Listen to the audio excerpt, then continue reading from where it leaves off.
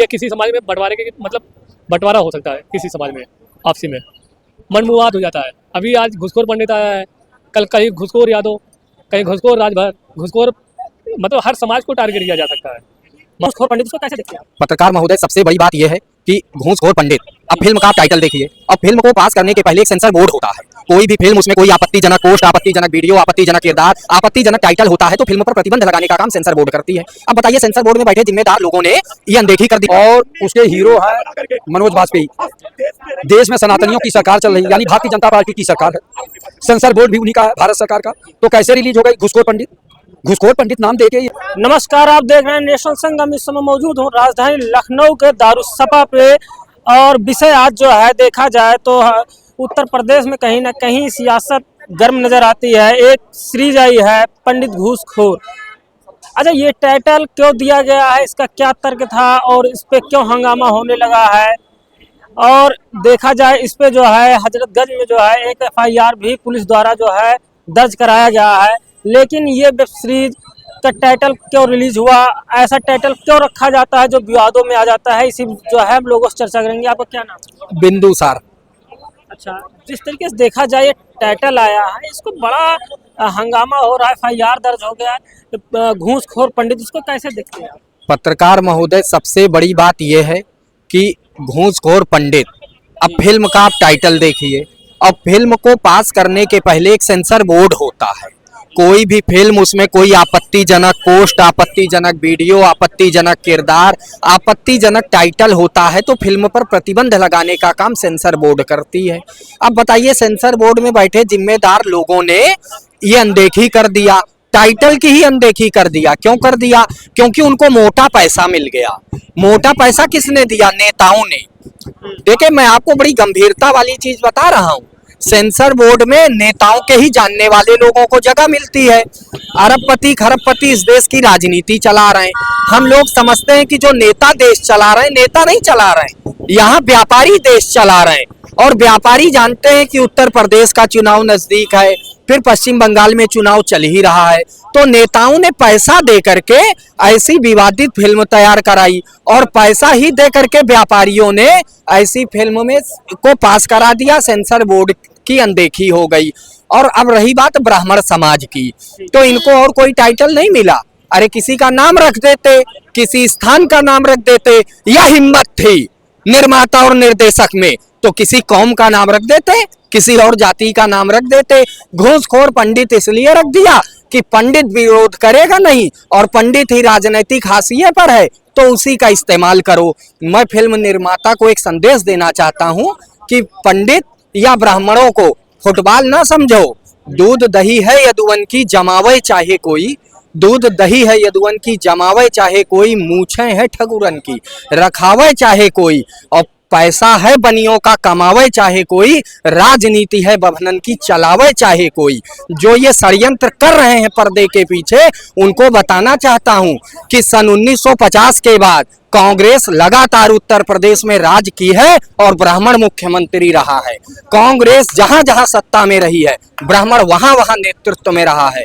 मेरा कहने का मतलब है कि ब्राह्मण समाज के साथ षड्यंत्र करने का जो प्रयास कर रहे हैं, चाहे हम लोग क्या समझ रहे हैं, इसमें सत्ता पक्ष का भी हाथ हो सकता है। उसने ही जो है पैसा दे करके SC ST OBC को खुश करने के लिए फिल्म बनवाती हो। अब रही बात मुकदमा दर्ज करवाने की, तो इस मुकदमे के दर्ज होने का कोई मतलब नहीं, क्योंकि मुकदमा दर्ज होगा, जुडिशियल ट्रायल चलेगा, जमानत पर आ जाएंगे, और कब इस पर सुनवाई होगी, कब क्या होगा ये तो नहीं पता। लेकिन राजनीतिक सरगर्मी तेज हो गई, बसपा सुप्रीमो ने भी बयान दे दिया। तो कुल मिलाकर वातावरण खराब करने और कुछ जातियों को खुश करने के लिए, ब्राह्मणों का शोषण करने के लिए ये फिल्म लाई गई। लेकिन देखा जाए जिस तरीके से उत्तर प्रदेश हो या पूरा भारत देखा जाए, लगातार ब्राह्मणों को क्यों टारगेट किया जा रहा है? कारण यही हमने बताया ना, कि मैंने आपको बताया कि ब्राह्मण जो है राजनीति का केंद्र रहा है, और चाहे सपा रही हो, चाहे बसपा रही हो, चाहे आपका कांग्रेस हो। मैं आपको एक नाम बताता हूं, पूर्वांचल का स्वर्गीय हरिशंकर तिवारी जी, जो रहे नहीं। अब बसपा की सरकार थी, उसमें भी मंत्री थे, सपा की सरकार थी, उसमें भी मंत्री थे, कांग्रेस की सरकार थी, उसमें भी मंत्री थे, और भाजपा की सरकार थी, उसमें भी मंत्री रहे। तो ब्राह्मण जो है वो दिशा और दशा देता है, वो राजनीतिक लाभ नहीं लेता। भाई मध्य प्रदेश के मुख्यमंत्री मोहन यादव जी, उत्तर प्रदेश के मुख्यमंत्री आदित्यनाथ जी, देश के प्रधानमंत्री नरेंद्र मोदी जी, आपको पूरे भारत में कहीं ब्राह्मण दिख रहा है सत्ता के केंद्र में? नहीं। क्यों? क्योंकि ब्राह्मण दिशा और दशा देता है। चाणक्य ने चंद्रगुप्त को राजा इसलिए नहीं बनाया था कि उनको जो है सत्ता का सुख चाहिए था, खुद बन सकते थे, लेकिन उन्होंने देश हित में, समाज हित में किसी को बनाया। तो ब्राह्मण जो है सनातन धर्म की शान है, और इसको सनातन के साथ षड्यंत्र है, और व्यापारी और नेता मिलके ब्राह्मणों को अपमानित करने का कार्य कर रहे हैं। लेकिन जिस तरीके से देखा जाए, ये फिल्म आने के बाद काफी लोगों, ब्राह्मणों के अंदर जो है आक्रोश है। कहते हैं कि कहीं ना कहीं सरकार का इसमें हाथ है या कुछ भी है। लेकिन सरकार में देखा जाए, उत्तर प्रदेश में देखा जाए तो डिप्टी सीएम ब्रजेश पाठक हैं, उनका कोई बयान ना आना, ये क्या दर्शाता है? भैया देखिए, जो ब्राह्मण उनको अपना नेता मानता हो, मैं उसे ब्राह्मण नहीं मानता। मैं ये विवादित बयान मेरा हो सकता है। देखिए ब्रजेश पाठक जी, लोग कहते हैं कि ब्राह्मण है इसलिए उप मुख्यमंत्री हैं, या कोई कहता है ब्राह्मण कोटे से मुख्यमंत्री हैं, उप मुख्यमंत्री हैं, या ब्राह्मणों को खुश करने के लिए बना दिया गया। भैया तमाम ऐसे ब्राह्मण हैं जो रोज जो है अपना मरीज लिए मेडिकल कॉलेज, रानी लक्ष्मीबाई अस्पताल, ट्रामा सेंटर लोहिया के बाहर भटक रहे हैं अस्पतालों के, उनको इलाज के लिए बेड नहीं मिल रहा है, तो किस बात के ब्राह्मण नेता? भैया देखे, कोई भी बीमार हो, पीड़ित हो, शोषित हो, वंचित हो, दलित हो, कोई भी हो, इलाज कराने का उसका अधिकार है, संवैधानिक और मौलिक। ब्रजेश पाठक जी से उनका अपना चिकित्सा स्वास्थ्य विभाग संभल नहीं रहा है, तो ब्राह्मण की वो क्या बात करेंगे? ब्राह्मणों का कोई नेतृत्व उत्तर प्रदेश में वर्तमान समय में नहीं है। स्वास्थ्य के मामले में तो ब्रजेश पाठक रातों रात पहुंच जाते, छापा मार देते। उनका कहना है कि सारी सुविधाएं जो है पब्लिक तक पहुंच रही हैं, कोई दिक्कत नहीं। आप आरोप लगा रहे हैं। कोई भी सुविधा नहीं है। मैं पीड़ित हूँ, मैं जब कभी मुझे दिखाना होता है, इलाज कराना होता है, मैं ट्रामा सेंटर जाता हूँ तो ये पता लगता है कि बेड नहीं मिल पाता। मैं मेडिकल कॉलेज की ओपीडी में जाता हूँ, 9:30 बजे ओपीडी खुलेगी, 300-400 बीमार आदमी तीमारदार रहते हैं, डॉक्टर 11 साढ़े 11 बजे बैठते हैं, कोई इलाज की व्यवस्था नहीं है। एक मुख्यमंत्री राहत कोष आपके यहाँ था उत्तर प्रदेश में, गरीब दलित शोषित पीड़ित जिसका आयुष्मान कार्ड नहीं होता, इलाज के लिए मुख्यमंत्री सहायता कोष से आर्थिक अनुदान मिलता है।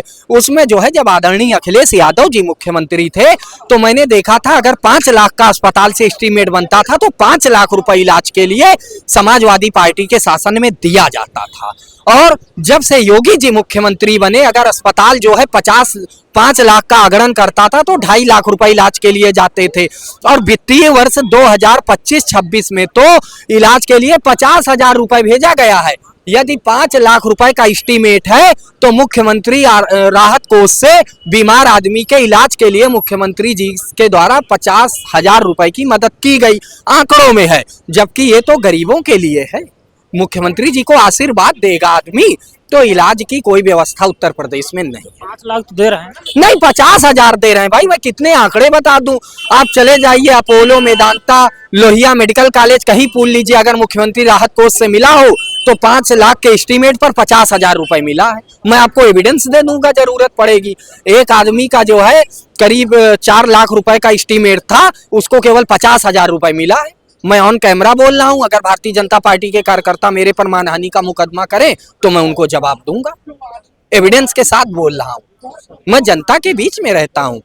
हाँ, मेरा प्रतिदिन का उद्देश्य है प्रत्येक मेडिकल कॉलेज में जाना और 5 से 10 गरीबों का पर्चा बनवाना, उनको दिखाना। मैं सुबह 9 बजे निकलता हूँ और 12 बजे तक ये काम करता हूँ। उसके बाद मीडिया के सामने बात करने आता हूँ। शीशे की अदालत, शीशे की गवाही, शीशा ही चोर और शीशा ही सिपाही। ना ब्राह्मण गलत है, ना SC/ST गलत है, ना OBC गलत है, देश के नेता गलत हैं। इनकी जवाबदेही तय होनी चाहिए। एक नारा दिया गया, जात पात की करो विदाई, हम हिंदू भाई भाई, और एक तरफ जो है UGC गाइडलाइन लाकर हिंदुओं को बांट दिया गया, मुस्लिमों से लड़ाया जा रहा है। तो देश की राजनीति का परिदृश्य बदलना चाहिए। जैसे देखा जाए, चुनाव आते ही कहीं पंडित की बात होती है, कहीं मुसलमान की बात होती, कभी मंदिर मस्जिद की बात होती। क्या जो महंगाई है, नौकरी है, इस पे क्यों नेताओं का ये पक्ष हो या विपक्ष हो क्यों नहीं बात करते, या बात करना नहीं चाहते, या फिर ये सब बस इसीलिए नहीं चाहते। देखिए किसी नेता, किसी मंत्री, किसी नेता का बेटा बॉर्डर पे क्या सेना का जवान का हिस्सा बन करके आर्मी की नौकरी करके माँ भारती की सेवा के लिए लड़ने जाता है बॉर्डर पर? नहीं जाता। किसी नेता का बेटा कहीं आपको सड़क किनारे ठेला लगाते दिखता है? नहीं दिखता है। देश के नेता नहीं चाहते कि भारत का नागरिक शिक्षित हो, पढ़े लिखे, अपने अधिकारों की बात करे। जब शिक्षित होगा तो अधिकारों की बात करेगा, राइट टू इंफॉर्मेशन से इनके भ्रष्टाचार की बात करेगा। साहब 5,000 करोड़ का बजट पास किया तो बजट कहाँ गया, किन किन मदों में गया, जरा हमको डीडी प्रमाणित कॉपी दे दीजिए। तो राइट टू इंफॉर्मेशन की बात करेगा, शिक्षा की बात करेगा, फंडामेंटल राइट्स की बात करेगा। तो ये चाहते हैं कि जाति धर्म मजहब के नाम पर बांट करके सियासत करते रहो, वो सत्ता पक्ष हो या विपक्ष हो। देश में शिक्षा, बेरोजगार, रोजगार, महंगाई की बात इसीलिए नहीं होती कि जनता को गुमराह करो। चोर चोर मौसेरे भाई, ये सारी पार्टियां एक हैं और देश को गुमराह कर रही हैं। 2027 का चुनाव आ रहा है, इसमें ब्राह्मणों का किस तरफ रुझान होगा? क्योंकि ब्राह्मण जिधर झुकते हैं उधर ही वही पार्टी जो है कहीं ना कहीं सत्ता तक पहुंच पाती है। लेकिन देखा जाए हाल ही में लगातार जो है ब्राह्मणों को जो चोटी खींचना हो या मंदिर तोड़ना हो, काफ़ी यूजीसी लाकर जो है काफ़ी दुखी हैं बीजेपी सरकार से। तो क्या लगता है 2027 में किधर जाएगी? देखिए भैया पत्रकार महोदय, ब्राह्मण ने जो है 2007 में बहन जी की सरकार बनवाई और कई मंत्री जो है बसपा में ब्राह्मण बने। उसके बाद ब्राह्मणों ने अखिलेश जी पर विश्वास किया, अखिलेश जी को समर्थन दिया, अखिलेश जी की सरकार बनी। फिर ब्राह्मण जो है भाजपा की तरफ आया। अब भाजपा में देख लिया शंकराचार्य जी पर के साथ क्या भद्रता हुई माघ मेले में, बटुक ब्राह्मणों की शिखा उखाड़ कर उनको मारा गया। ये इतिहास गवाह है, मीडिया में आया, लोगों ने देखा, AI जनरेटेड फोटो वीडियो नहीं थी। अब ब्राह्मण विकल्प तलाश रहा है। ब्राह्मण बुद्धिजीवी है और ब्राह्मण परिवर्तन भी करेगा, लेकिन विकल्प के साथ करेगा। और बहुत बड़ी बात नहीं है कि ब्राह्मण जो है समाजवादी पार्टी की तरफ ही रुख कर जाए, क्योंकि अखिलेश यादव जी के शासनकाल को भी ब्राह्मणों ने देखा है और उन पर विश्वास किया था। उनके घर की लड़ाई अगर नहीं होती तो अखिलेश यादव जी ने बड़ा अच्छा काम किया था। आगरा एक्सप्रेसवे, पूर्वांचल एक्सप्रेसवे, लखनऊ को मेट्रो सिटी बनाया था, इकाना स्टेडियम बनाया था, तो बहुत काम किया था। तो हो सकता है कि उनकी सरकार बन जाए। चलिए और लोग हैं, बात करेंगे। भाई साहब क्या नाम? मेरा नाम सुरेश यादव है। जिस तरीके से देखा जाए एक फिल्म आई है पंडित, घूसखोर पंडित, इसमें बड़ा विवाद हो रहा है, कैसे देखते हैं लोगों को? टाइटल तो चेंज किया जा सकता था। टाइटल चेंज करना अगर कहीं ना कहीं अगर मैं देख रहा हूँ इस चीज़ को, तो केंद्र में मोदी सरकार है, ये सड़कों के मतलब हितैषी सरकार है, जिसे कहते हैं। मतलब सड़कों को काफ़ी मतलब वोट बैंक इनका बहुत मजबूती से रहता है। यूपी में योगी आदित्यनाथ जी है, तो कहीं ना कहीं मैं कह रहा हूँ उनके अंदर में रहता है सेंसर बोर्ड। सेंसर बोर्ड को बिना दिखाए कहानी पढ़ाए कैसे पास हो जाता है? कहीं ना कहीं अगर इस समाज को दिखाया जाए तो मैं तो ये कहता हूँ कि ये जो घूसखोर पंडित टाइटल है बिल्कुल गलत है। ये किसी समाज में बंटवारे के मतलब बंटवारा हो सकता है, किसी समाज में आपसी में मनमुवाद हो जाता है। अभी आज घूसखोर पंडित आया है, कल कहीं घूसखोर यादव, कहीं घूसखोर राजभर, घूसखोर, मतलब हर समाज को टारगेट किया जा सकता है। मान लो जो निर्माता है इनके, उनको समझना चाहिए वो भी पंडित ही है, घूसखोर पंडित है। ये मनोज वाजपेयी क्या है, ये भी तो वही उसी समाज से आते हैं। क्या उनको समझ नहीं आ रहा था? लेकिन अगर कहानी कहीं सेंसर बोर्ड पास कर रहा है तो अगर ये देखा जाए तो ये मूवी को हाईलाइट में लाने के लिए भी किया है, और कहीं ना कहीं ऐसी चीज़ें दिखाई गई होगी कि मैं तो कह रहे कोई भी समाज हो, हर समाज में ऐसे ही पाए जाते हैं, चाहे कोई भी समाज हो। घूसखोरी में तो हर समाज में ही पाए जाते हैं कोई। लेकिन अगर ये टारगेट किया जा रहा है, कहीं की ओर ओर की राजनीति ही की जा रही है कि देखिए ब्राह्मण किस तरफ, ब्राह्मण जा रहा है किस तरफ। मोदी गवर्नमेंट है, उनको टारगेट ब्राह्मणों कर रही है। योगी है जो कह रहे थे कि योगी हितैषी है, लेकिन कहीं ना कहीं वो भी योगी जी ही टारगेट कर रहे हैं। भले वो बयान दिए हैं, सिर्फ एक दिखावटी बयान देते हैं ये, लेकिन अंदर से पंडितों के खिलाफ एक मतलब बता रहा हूँ ना, पंडितों के खिलाफ बहुत ईर्ष्या है योगी आदित्यनाथ जी को। वो तो देखो ब्राह्मणों के खिलाफ कहाँ मूर्तियाँ बनवाई, राष्ट्र प्रेरणा स्थल बनवा दिए ब्राह्मणों के लिए। भाजपा जो है ना, उनके दो दांत होते हैं, दिखाने के कुछ, खाने को कुछ और, समझ रहे हैं? एक मतलब कहते हैं ना कि हाथी के दो दांत होते, तो ये भाजपा वाले भी दो दांत रखते हैं, दिखाते कुछ और, खाते कुछ और है। तो एक मूर्ति लगाने से अगर ब्राह्मण को साधने की कोशिश करी है, ब्राह्मण कितना प्रताड़ित होता है, हर जगह प्रताड़ित हुई हो रहा ना। चाहे कोई भी मतलब देखे सरकार में, मतलब अभी भाजपा की सरकार है, ठीक है, तो इसमें भी ब्राह्मण ही प्रताड़ित हो रहा है। लेकिन अभी यूजीसी का मामला आया था, क्या योगी आदित्यनाथ जी क्या समर्थन में आए थे? नहीं आए ना। लेकिन उन्हीं के समाज वाले यूजीसी जब रोक लगा के दी गई है, फिर कहते थे मोदी जी तुमसे खैर नहीं तुम्हारी, आप योगी तो मतलब मोदी जी को देखा जाए तो श्रवण समाज जो है, यूजीसी की आपने बात की, यूजीसी में जो है जिस तरीके से मानो कि सरकार जो है लाया, लेकिन हाई कोर्ट जो है रोक लगवा दिया। लेकिन जो सोशल मीडिया पे ट्रेंडिंग में आया है, ये मोदी जी जो है, नरेंद्र मोदी, तेली, ये सब शब्द जो है ऐसे यूज करना सही लगता है, या फिर किसी सरकार में अभी तक जो है यो मोदी जी को तारीफ करते थे श्रवण समाज, लगातार क्यों विरोध होने लगे हैं? विरोध हुआ, लेकिन यही तो लोग पहले थे जो इनके वोटर ही थे, यही तो मतलब कहते थे मोदी ये तो मुमकिन है, कह रहे थे ना यही मोदी ये तो मुमकिन है, मतलब विश्व गुरु। आज तेली के नाम से बात करें, कार्य तेलिया, मोदी तेलिया तेरी खैर नहीं, अब ऐसे ऐसे नारे लगे हैं ना, मोदी तेरी खैर नहीं। क्या मोदी जी देख नहीं रहे होंगे कि यार जिसको हमने तवज्जो दिया है वही हमको गाली दे रहा है? ये समानता के जो एक बिल लाया था इन्होंने, एक समानता के बिल लाया था, सर्व समाज नहीं समझ पाया। और ये बागेश्वर बाबा जो है ना, ये भी एक कमरे में बैठ के रो रहे होंगे, ये भी एक कमरे में बैठ के रो रहे होंगे, अरे हाय मैं तो हिंदू राष्ट्र का नारा लेके चला था, अब बैठ के कमरे में रोगे, किस मुंह से जाऊंगा वो 85% के पास वोट लेने के, मतलब इकट्ठा करने के लिए किस मुंह से जाऊंगा? वही 85% वाले आज आंदोलन कर रहे हैं, कोई नेशनल मीडिया नहीं दिखा रही है, छोटे मोटे यूट्यूबर हैं वो दिखा रहे हैं, नेशनल मीडिया बिल्कुल वहाँ पे सर्व समाज का कब्जा है। जैसे हाई कोर्ट में कब्जा है, त्रिपाठी जी जो जज है, जस्टिस है, उन्होंने मतलब रोक लगा दी है 19 तारीख, तो अगला सुनवाई 19 तारीख के बाद होगा। तो कहीं ना कहीं ये मतलब मैं तो कह रहा हूँ कि इनके समाज का जो सर्व समाज है कब्जा है, जो 90% नौकरी जजों में है, वकीलों में है और सब जगह है, इनको भर्ती नहीं करवा रहे हैं। कहीं ना कहीं इनकी मानसिकता ये दिखाती है कि डर इनके अंदर, मतलब डर है कहीं हमसे ये आगे ना हो जाए, ओबीसी समाज, एसटी समाज कहीं ना आगे ना हो जाए, इनको कहीं ना कहीं ये डर सता रहा है, इसलिए उन वैकेंसियों पे रोक लगाए हैं। और जो हमारे जस्टिस साहब है ना, ये रोक लगाए हैं, ये भी इनकी मानसिकता ही है। अगर देखा जाए, उत्पीड़न देखा जाए, रिकॉर्ड दिखे, यही इनके सुप्रीम कोर्ट के ही आदेश से मोदी सरकार पर पारित हुआ था ये कि आप पारित कराइए संसद में, ठीक है। तो मोदी सरकार लाई बिल ये और सुप्रीम कोर्ट के माध्यम से, लेकिन देखे जब ये आंदोलन तेज हो गया है तो कहीं ना कहीं ये जातिवाद सुप्रीम कोर्ट किया कि हम तो बैठे ही हैं, कैसे पास करा लोगे यहाँ पे, कैसे पास करा लोगे यहाँ पे? तो कहीं ना कहीं इनकी मानसिकता दर्शाती है। और मैं तो कहता हूँ यूजीसी बिल का ये लोग जो सर्व समाज विरोध कर रहा, भैया समर्थन कर दीजिए। जो बागेश्वर बाबा है ना, अभी बैठ के रो रहे हैं, एक कमरे में बैठ के अभी निकले नहीं है, वो देख रहे हैं कहीं हिंदू मुस्लिम एक बार थोड़ा टकराव हो जाए, वो भी देख रहे हैं मोदी जी कब करवा रहे हो हिंदू मुस्लिम, योगी जी कब करवा रहे हो हिंदू मुस्लिम, थोड़ा हम हिंदुओं को लेके फिर लेके निकले, एक यात्रा निकालें। वो अभी देख रहे हैं इनके ऊपर, उनको ऊपर अभी देख रहे हैं, नजर बनी हुई है। बागेश्वर बाबा एक कमरे में बैठ के रो रहे हैं, तो मैं तो कह रहा हूँ हिंदू मुस्लिम। आपको कैसे पता है बागेश्वर बाबा रो रहे होंगे? भैया दिल्ली से पद यात्रा निकाले थे, पद यात्रा मतलब जानते हैं, पैदल निकाले थे हिंदू राष्ट्र बनाने के लिए। उसमें एक समाज नहीं आया था, उसमें हर समाज जुड़े थे, चाहे यादव हो, कुर्मी हो, पासी हो, प्रजापति हो, ठाकुर हो, ब्राह्मण हो, बनिया हो, हर समाज जुड़ा था उसमें। लेकिन जो यूजीसी बिल लाई है मोदी सरकार ने, ये विरोध कौन करने वाले थे?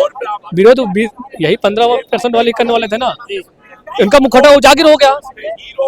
इनका भाई ये बताइए ठेकेदार कौन थे? यही 15% हिंदू सम्राट के ठेकेदार बनाने वाले 15% वाले थे ना, 85% को पीछे लेकर चल रहे थे ना। थे सरकार बनाने और बिगाड़ने में भी 15% का पूरी भूमिका होती है, ऐसा? नहीं, मैं ऐसा नहीं समझ पाया। 15% वाले अगर ये कहते हैं कि ये एक धमकी है 15% वालों की, ये धमकी होती है कि मैं सरकार गिरा दूंगा, सरकार बना लूंगा। क्या 85% वाले वो कहाँ का वोट देने वाले हैं? 85% भारी है, 15% भारी है। एक धमकी देती है सरकार, धमकी, चाहे कोई भी गवर्नमेंट हो, धमकी दे, चलो अब की तुमको वोट देंगे, हम नहीं देंगे तुमको वोट, तुम्हारी सरकार गिरा देंगे, ये धमकी देके। जैसे ये मोदी सरकार को धमकी दिए हैं, सुप्रीम कोर्ट में मामला गया था, वो रोक लगाया, धमकी कहीं ना देखी। भाई ये नींव थी बात, जो 20% वाले 15% वाले एक नींव थी भाजपा की, कोर वोटर थे, ठीक है। तो कहीं ना कहीं मोदी सरकार ये दिखाना चाहती थी भाई कहीं ना कहीं ओबीसी समाज, मेरे ख्याल 85% वाले इनसे टूट रहा था, पूरी तरह बिखरा हो गया था पूरी तरह से इनका। पूरी तरह से बिखरा हो गया था, तो वो जोड़ने की कोशिश कर रहे थे। मुझे पता है कि मोदी सरकार मानसिकता से दोहरा चरित्र चलती रहती है। सिर्फ ये एक टाटा फिठाई कि देखो लड़ो, देखते हैं कौन समाज हमारे पास आ जाता है। लेकिन देश आज महंगाई पे बात नहीं हो रही है, शिक्षा भी बात नहीं हो रही है, बेरोजगारी भी बात नहीं हो रही है, ठीक है। इस पर यह मुद्दा तो एकदम बिल्कुल समाप्त हो चुका है। लेकिन देखा जाए जब चुनाव आता है तो हिंदू मुस्लिम मंदिर मस्जिद इस पे जो है शिक्षा रोजगार कोई पार्टी इस पे क्यों नहीं बात को लेके धरना देती या रोड शो मतलब पैदल यात्रा नहीं निकालती? अगर विपक्ष में अगर कोई मुद्दे उठा रहा है बेरोजगारी का, महंगाई का, स्वास्थ्य का, शिक्षा का मुद्दा उठा रहा है तो माननीय अखिलेश यादव जी ही उठा रहे हैं। मायावती जी है, मैं कह रहा हूँ मायावती जी है, बहुत बड़े नेता है दलितों की। चंद्रशेखर आजाद भी है, वो भी बहुत बड़े नेता हैं दलितों के। मायावती जी किस मुद्दों पे आती हैं? क्या उनका मतलब उनका जो है 22% जो वोट है दलितों का, क्या वोट लेने के लिए आती हैं कि भाई मैं उनकी हितैषी हूँ? उनके मुद्दे पे कहाँ बोलती है मायावती जी? कहीं भी बोली है? एक अखिलेश यादव जी दलितों की भी लड़ाई लड़ते हैं, सवर्णों की भी लड़ाई लड़ते हैं और पिछड़ों की भी लड़ाई लड़ने वाले नेता हैं। लेकिन क्या है ना, मतलब एक बदनाम है कि मतलब उनको मतलब अगर लड़ते भी ना तो वही समाज के लोग उनको ठुकरा देते हैं, ठीक है। कहीं ना कहीं उनकी मानसिकता दर्शाती है। अरे मैं कह रहा हूँ बहुजनों जागो, बहुजनों जागो, तुम मायावती को छोड़ो, इनका गुलाब बनना बंद करिए, ये आपकी आवाज नहीं उठानी आ रही है। चंद्रशेखर आजाद उठा रहे हैं आवाज, उनकी आवाज बनो, ठीक है। ये बंद कमरे में राजनीति करने वाली मायावती जी है, ठीक है। और उसका फायदा जाहिर सी बात है वो भी किसी के कब्जे में, मायावती जी भाजपा के कब्जे में, इसलिए मतलब पूरी आवाज नहीं उठा पा रही है। भाजपा के कब्जे में ही है, तो मायावती को छोड़िए, चंद्रशेखर आजाद से जुड़िए। जाए तो अभी रैली की थी मायावती, बोली कि 27 में जो है आह्वान कर दिए हैं दलित पिछड़ों को कि हमको मुख्यमंत्री फिर से बनाओ। मायावती जी भूल जाए, जब तक सड़क पे नहीं आओगी, आंदोलन नहीं करोगी, जनता के मुद्दों को नहीं लाओगी आगे, तो भूल जाइए। बहुत तारीफ की है बीजेपी सरकार की तारीफ, वही तो मानसिकता है, इसीलिए तो कहता हूँ बीजेपी की बी टीम है ये। आप कर रहे हैं, काम नहीं किया बीजेपी और वो तारीफ कर रही थी। बीजेपी की बी टीम ही ये कहलाती है। वैसी बीजेपी की बी टीम, महाराष्ट्र में गठबंधन हुआ था ना, महाराष्ट्र में जो महानिकाय चुनाव हुआ था अभी, उसमें गठबंधन ने वैसे किया था ना भाई। तो ये कहीं ना कहीं दर्शाता है ये बंद कमरे पीछे से जो इनका विधायकी का चुनाव हो, उद्धव नाम हो, तो चाहे संसदीय का हो, तो भाई पर्ची जो जाती है बसपा से कहने से भाजपा जाती है, वो चुन चुन के देखती है भाई ये अगर यादव है तो यादव खिलाफ लड़ा दो, मुस्लिम है तो मुस्लिम खिलाफ लड़ा दो, बस। और पैसे मायावती के अंदर अकाउंट में चला जाता है। वो पैसों की बेटी है, दलितों हितों की बेटी नहीं है मायावती जी। तो पैसा वैसा देती नहीं, पैसा बिना पैसे के आजकल बैठी है। जो कह रहा था पैसा वैसा नहीं तो सबको ऐसे टिकट दिया जाए। आकाश आनंद की बात कर रहे हैं ना, आकाश आनंद ने एक बयान दिया था भाजपा के खिलाफ। अभी इनका मुखड़ा ही देख लीजिए, मायावती जी का एक बयान दिया था भाजपा के खिलाफ और पूरा बहुजन सपोर्ट किया था उस बयान को। लेकिन मायावती जी की पार्टी से निकाली गई। इनकी मानसिकता क्या थी? आकाश आनंद के खिलाफ थी, क्यों पार्टी से निकाली वहां से? और जब वो मामला शांत हो गया फिर पार्टी में ले ली। क्या दर्शाता है? बीजेपी क्यों सपोर्ट कर रही है आप लोग? मैं कह रहा हूँ जैसे अखिलेश यादव जी सड़क पे उतर के संसद तक लड़ रहे हैं, विधानसभा उनके विधायक लड़ रहे हैं, मुद्दे उठा रहे जनता के, तो आप भी लड़िए ना, आप भी सड़क पे आइए। क्यों बंद कमरे में राजनीति कर रही है और टारगेट पे अखिलेश यादव को लेती है? लेकिन अरे उसमें भाजपा और ये बसपा के संयुक्त रैली थी, उसमें उनकी रैली नहीं थी। बहुजन इसे नाराज है। बहुजन जानता है कि मायावती हमारी आवाज नहीं बन रही है। चंद्रशेखर लड़ रहा है, अखिलेश यादव जी लड़ रहे हैं, तो मायावती जी ही लड़ रही है। तो ये संयुक्त रैली थी और भी भाजपा मिल के संयुक्त रैली दिखाना चाहती थी, अखिलेश जी को कमजोर करना चाहती थी, क्योंकि वो 2024 में देख लिए थे, 2024 में देख लिए थे अखिलेश जी की कि भाई अगर कोई टक्कर देगा तो अखिलेश यादव जी है, और अगर भाजपा के नैया पूरा डूबने वाला है तो अखिलेश यादव जी ही है। तो मैं तो कह रहा हूँ एक बार जैसे 24 में बहुजन पूरे 85% जनता एकजुट होके सपा को मजबूत की थी, वैसे 27 में मायावती के चक्कर में ना पड़ी है। अगर चंद्रशेखर आजाद समाजवादी पार्टी से गठबंधन करके लड़ रहे हैं तो पूरे 85% जनता ओबीसी एसटी होके जब तक जो लड़ रहा भाजपा के खिलाफ मजबूती से उनका साथ दीजिएगा, तभी ये मुख्यमंत्री चेंज हो पाएंगे योगी आदित्यनाथ जी। इनका, और इनको मठ वापस भेजने का काम करो, तभी हमारे 85% की जनता को भला होगा, नौकरी मिलेगी, शिक्षा व्यवस्था अच्छा होगा, और 200 यूनिट बिजली भी फ्री मिलेगी। हर चीज सुख से ही मिलेगा यहाँ पे। मैं तो कहता हूँ कि मैं हाथ जोड़ के कह रहा हूँ 85% जनता से कि आप एकजुट हो जाइए, भाजपा के बहकाव में ना आइए। और मायावती जी भी कहीं ना कहीं बीजेपी के लिए ही काम करती है, उनके भी बहकाव में नहीं आइए। चंद्रशेखर लड़ रहा है, रोड पे ही है। अखिलेश यादव जी संसद से लड़ रहे हैं, सड़क तक लड़ रहे हैं, हर चीज से लड़ रहे हैं, हर मुद्दे उठा रहे हैं, हर दिन कोई कॉन्फ्रेंस करते रहते हैं, छोटी सी बातों को लेके मुद्दा उठा रहे हैं कि जनता के लिए। तो अखिलेश यादव जी को ही सपोर्ट करो। भाजपा से अगर कोई लड़ सकता है तो अखिलेश यादव जी ही लड़ रहे हैं, उनको ही सपोर्ट करिए। दादा क्या नाम? लालजीत यादव। देखा जाए जिस तरीके से एक वेब सीरीज आ रही है घूसखोर पंडित, उसमें बड़ा घमासान है। ये वेब सीरीज आने के पहले इसको टाइटल रिलीज कर दिया जाता है, क्या इस पे सरकार विचार विमर्श नहीं करती, या फिर इसके पीछे क्या साजिश है? पत्रकार महोदय, इसके डायरेक्टर जो है नीरज पांडे हैं और उसके हीरो हैं मनोज वाजपेयी। देश में सनातनियों की सरकार चल रही है, यानी भारतीय जनता पार्टी की सरकार है। सेंसर बोर्ड भी उन्हीं का है, भारत सरकार का। तो कैसे रिलीज हो गई घूसखोर पंडित?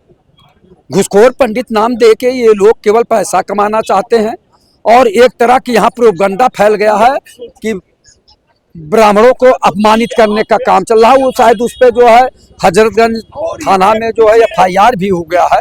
लेकिन सबसे बड़ी बात है कि भारत सरकार क्या कर रही थी, सेंसर बोर्ड क्या कर रहा था, और कैसे जो है नीरज पांडे और मनोज वाजपेयी ये फिल्म बना लिए, और पूरा जो समाज में चर्चा हो रही है। तो इस तरह की बात से जो है ध्यान देना चाहिए कि इस तरह का काम नहीं करना चाहिए कि समाज में कुरीतियां पैदा हों। भ्रष्टाचारी तो लगभग हर समाज में है, और जो अधिकारी हैं, कर्मचारी हैं, वो घोर भ्रष्टाचारी हैं। तो उनके ऊपर लगाम लगानी चाहिए। मैं बार बार कहता हूँ, तहसील में जाइए तो लेखपाल से लेकर SDM तक भ्रष्टाचार में लिप्त है, थाने में जाइए तो सिपाही से लेकर थानेदार तक भ्रष्टाचार में लिप्त है, ब्लॉक पे जाइए तो खंड विकास अधिकारी से लेकर ग्राम पंचायत अधिकारी तक भ्रष्टाचार में लिप्त है। दफ्तर भ्रष्टाचार, कौन है इसका जिम्मेदार? जिले में भ्रष्टाचार, कौन है इसका जिम्मेदार? माननीय योगी आदित्यनाथ जी संत महंत मुख्यमंत्री हैं, इसका जवाब क्यों नहीं देते हैं? और देश के प्रधानमंत्री आदरणीय नरेंद्र मोदी जी क्यों नहीं इसका जवाब देते हैं कि क्यों भ्रष्टाचार बढ़ा हुआ है, क्यों अपराध बढ़ा हुआ है? केवल माननीय मुख्यमंत्री जी यहाँ कहते हैं zero tolerance, zero tolerance, zero tolerance. इसे कहने से थोड़ी जो है जीरो टॉलरेंस हो जाएगी। जीरो टॉलरेंस जनता में एहसास होना चाहिए, महसूस होना चाहिए कि हाँ भ्रष्टाचार नहीं हो रहा है। लेकिन देखा जाए कोई मूवी हो या वेब सीरीज है, किसी चीज को बनाया जाता है, कहीं ना कहीं से कहानी को लिया जाता है, कहानी किसी रियल चीज पे ही बनाई जाती है। लोग कहते हैं कि हो सकता है पंडित घूसखोर ज्यादा है इसलिए। देखिए, समाज में ज्यादातर जो है इस तरह की बातें, अंग्रेजों के जमाने में भी इस तरह की बात आई थी कि वो पंडितों को जो है जज नहीं बना रहे थे उस समय कि इनसे न्याय नहीं मिल पाएगा।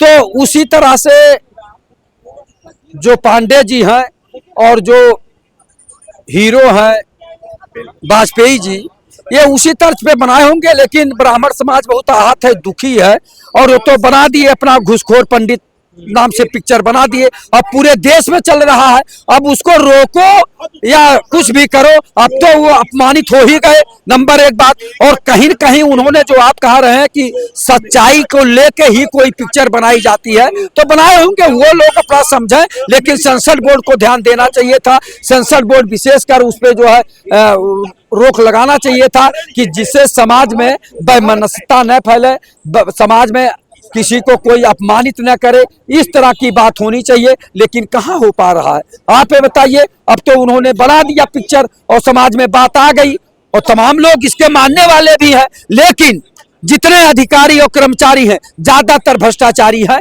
उन पे क्यों नहीं सरकार रोक लगाती है? उस पे सरकार को रोक लगाना चाहिए। और ये जो एक तरह से जो आया है, ये शीर्षक कहिए या वो कहिए कि घूसखोर पंडित, यही तो आया है फिल्म का नाम। तो फिल्म का नाम वो लोग भी सोच समझ कर रखे होंगे, तभी तो सेंसर बोर्ड पास किया है, पास किया तभी तो रिलीज हुई या उसका जो भी हुआ है तो कैसे आ गई? अगर वो गलत टाइटल था तो कैसे आ गई? इसको पहले से रोकना चाहिए था।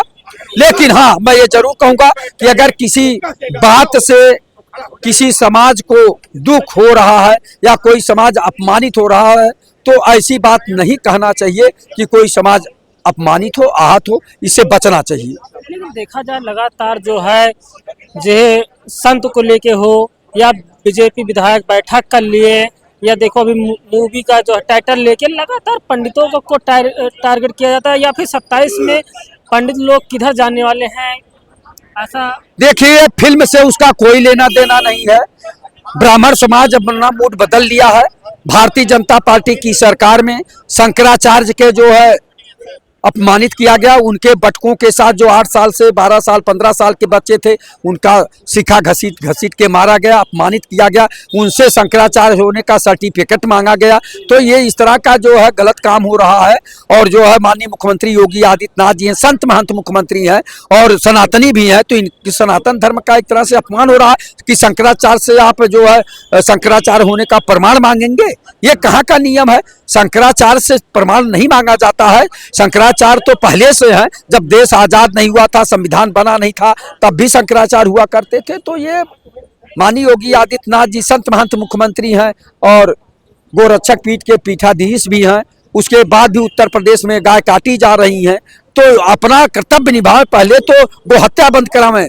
जो गाय के मांस बाजारों में जा रहा है, विदेशों में जा रहा है, पहले उसको रोक लगावें कि गाय न काटी जाए, गोहत्या बंद करें। इनका विधायक जो है लोनी कटरा गाजियाबाद का जो है वो कर रहे थे, जो लोनी कटरा गाजियाबाद के जो गुजर विधायक ने भी माननीय मुख्यमंत्री जी से कहा था कि इस तरह का काम जो है मत करिए, लेकिन उसके बाद भी आज भी गाय काटी जा रही हैं। तो इसका जिम्मेदार कौन है? माननीय मुख्यमंत्री जी को स्वयं सोचना चाहिए कि आप योगी भी हैं, संत महंत मुख्यमंत्री भी हैं, उत्तर प्रदेश जैसे बड़े सूबे के मुख्यमंत्री हैं, तो कैसे गाय काटी जा रही हैं? क्यों रोक नहीं लगा रहे हैं? तो इस हो गया ना बात है। तो कह रहे सब बंद हो गया। कहाँ बंद हो गया? अभी हर जगह चालू है। मेरठ में चले जाइए, अन्य जगह जहाँ स्लॉटर हाउस है देख लीजिए। सबसे ज्यादा बीफ का कारोबार इस समय भारत दूसरे नंबर पे हो गया है। तो कैसे जा रहा है? और वो भी उत्तर प्रदेश में सबसे ज्यादा जो है बीफ का व्यापार हो रहा है। तो माननीय मुख्यमंत्री जी को इस पे चिंतन मंथन करना चाहिए, क्योंकि गोरक्षक पीठ के पीठाधीश हैं आप। सबसे ज्यादा जिम्मेदारी आपकी होती है कि गाय को जो है काटना बंद होना चाहिए। लेकिन इस पे तो काम कर नहीं रहे, बल्कि ब्राह्मणों को जो प्रताड़ित कर रहे हैं, ब्राह्मणों के साथ अन्याय अत्याचार कर रहे हैं। तो ब्राह्मण ने अपना मूड बना लिया है कि अब की बार भारतीय जनता पार्टी को अवश्य जवाब देंगे। और वो मूड बना लिए हैं कि जो सबसे मजबूत पार्टी है विपक्ष में, यानी समाजवादी पार्टी सबसे मजबूत है, जो भारतीय जनता पार्टी को हटा सकती है, उसी को सब लोग वोट करेंगे और समाजवादी पार्टी को जिताएंगे, भारतीय जनता पार्टी की सरकार को हटाएंगे। लेकिन आप कह रहे हैं हटाएंगे ब्राह्मण लोग, लेकिन देखा जाए डिप्टी सीएम बना दिए हैं, ब्रजेश पाठक को बना के रखे हैं साथ में। सारे ब्राह्मण तो अभी भी उन्हीं के साथ। आदरणीय ब्रजेश पाठक को उप मुख्यमंत्री बनाए, लेकिन ब्राह्मण समाज का कोई वो हित नहीं कर पा रहे हैं, न ब्राह्मण समाज का कोई काम हो रहा। ब्राह्मण समाज समझ गया है कि आदरणीय ब्रजेश पाठक स्वयं में उप मुख्यमंत्री हैं, वो बस अपना ही काम कर पा रहे हैं, समाज का कोई हित नहीं कर पा रहे हैं। इसलिए ब्राह्मण समाज अब जो है आदरणीय ब्रजेश पाठक को नेता मानना भी स्वीकार नहीं कर रहा है। वो कह रहा है कि जो है हम लोग अपना जो है नए विचारधारा से अपना वोट करेंगे, और ब्रजेश पाठक जो समाज का कोई काम नहीं कर रहे हैं, तो इसलिए वो ब्रजेश पाठक जी को अपना नेता नहीं मान रहे हैं। वो लोग समाजवादी पार्टी में विश्वास कर रहे हैं, समाजवादी पार्टी को ही वोट करेंगे और भारतीय जनता पार्टी को नेस्तनाबूद करेंगे। तब जाके जो है यहाँ अमन चैन का सरकार आएगी और अमन चैन से जनता आपस में मिलजुल कर रहेगी। नहीं तो ये लोग फूट डालो राज करो की नीति अपना लिए हैं भारतीय जनता पार्टी के लोग। कभी हिंदू मुसलमान करते हैं, कभी मंदिर मस्जिद करते हैं, कभी हिंदुस्तान पाकिस्तान करते हैं, कभी सवर्ण करते हैं, कभी बैकवर्ड और दलित को लड़ाने का काम करते हैं। अब जनता जान गई है, अब भारतीय जनता पार्टी को उखाड़ फेंकेगी और समाजवादी पार्टी की सरकार को ले आएगी। चलिए, हमारे साथ जो है बात करने के लिए लखनऊ से तमाम सारी पब्लिक थी। देखते रहिए नेशनल संगम, अपने लोगों में शेयर करिए। तब तक के लिए नमस्कार।